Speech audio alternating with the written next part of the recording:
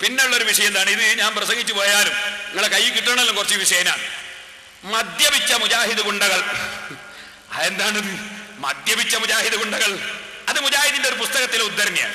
AP Abdul Khader മൗലവിക്ക് സംരക്ഷണം നൽകാൻ വേണ്ടി മുജാഹിദീങ്ങൾ കള്ളും കുപ്പിയായിട്ട് വന്ന് മുജാഹിദിന്റെ ക്യാമ്പസിലും സ്കൂളിന്റെ പരിസരത്തൊക്കെ ക്യാമ്പ് ചെയ്ത് അങ്ങനെ പിറ്റേന്ന് കള്ളും കുപ്പി നീക്കിയ സംഭവമാണ് അതിൽ പറയുന്നത്.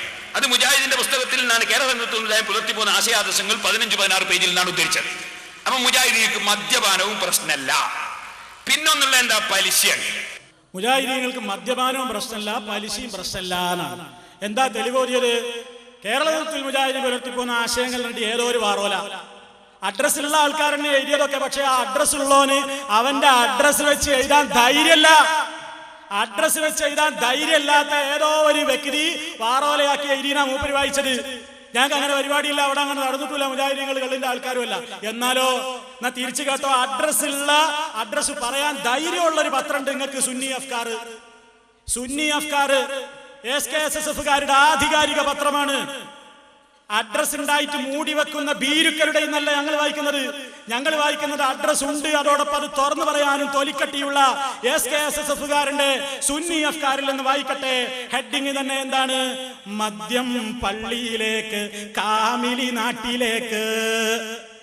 സാധാ സഖാഫി അല്ല, കാമിലി. കാമിലി എന്ന് പറഞ്ഞാൽ എന്താ?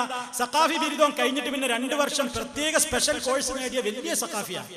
കേട്ടോളി.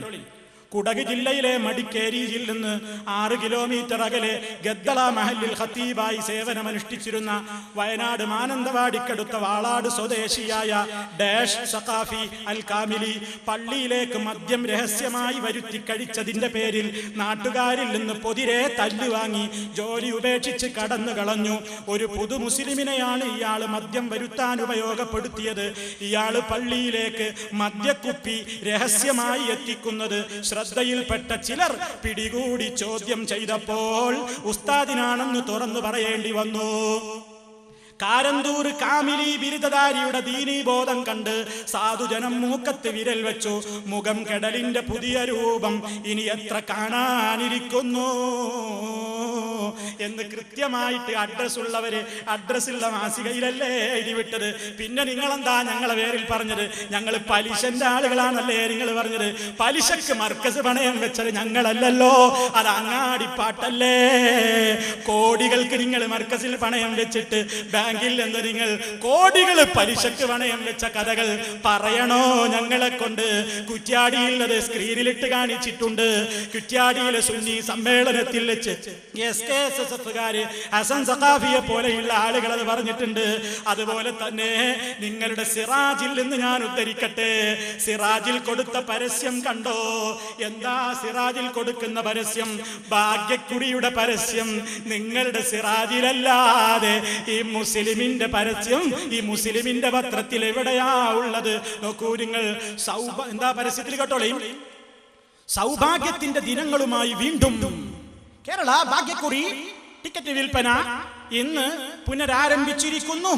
4 ഭാഗ്യക്കുറികൾ ആഴ്ചതോറും 1.98 കോടി രൂപയുടെ 4.95 ലക്ഷം സമ്മാനങ്ങൾ. ടിക്കറ്റ് വില 10 രൂപ. സുതാര്യത മുഖമുദ്ര.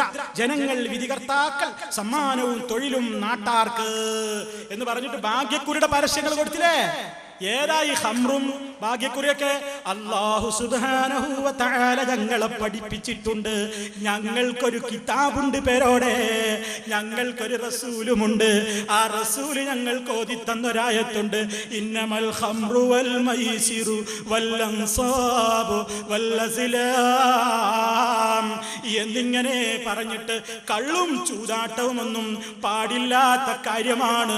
നിങ്ങൾക്കത് നിർത്താനായില്ലേ? അത് പിശാചിന്റെ പണിയാണ് കേട്ടോ എന്ന് റബ്ബുൽ ആലമീൻ ഞങ്ങളെ പഠിപ്പിച്ച ആ ആയത്തിനെതിരല്ലേ നിങ്ങൾ ഈ കൊടുത്ത പരസ്യം നിഷേധിക്കാൻ കഴിയോ?